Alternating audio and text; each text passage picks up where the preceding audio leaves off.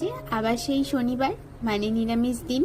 মা আজকে নিরামিষ দিনে বেশ কিছু পদই রান্না করেছে, তার মধ্যে শো স্টপার হচ্ছে এই পনিরের তরকারিটা। কারণ এটা পুরোপুরি বাড়িতে বানানো পনির, এতটাই সফট হয় কি বলবো। আর ছিল উচ্ছে ভাজা, ডাল আর পাঁপড় ভাজা। ভাবলাম আজকে জানলার ধারে বসে ওয়েদারটা এনজয় করতে করতে দুপুরের খাবারটা খাওয়া যাক। কারণ বাইরে বেশ ঝিমঝিমিয়ে বৃষ্টি হয়ে গেছে, এখন আবার টিপ টিপ করে বৃষ্টি পড়ছে। তারপর এই যে নিয়ে বসে পড়েছি জানলার ধারে, যেমন ভাবা তেমন কাজ।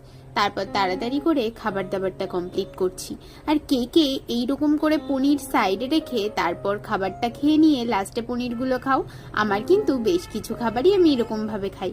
হ্যাঁ, ভাতের সাথেও খাই, তবে এরকম ভাবেও খেয়ে থাকি। আর বাড়িতে বানানো পনির এতটা যে সফট হয় কি বলবো। তোমরা যদি এই রেসিপিটা জানতে চাও, মানে কিভাবে পনিরটা বানিয়েছে, অবশ্যই কিন্তু কমেন্ট বক্সে জানিও। টাটা।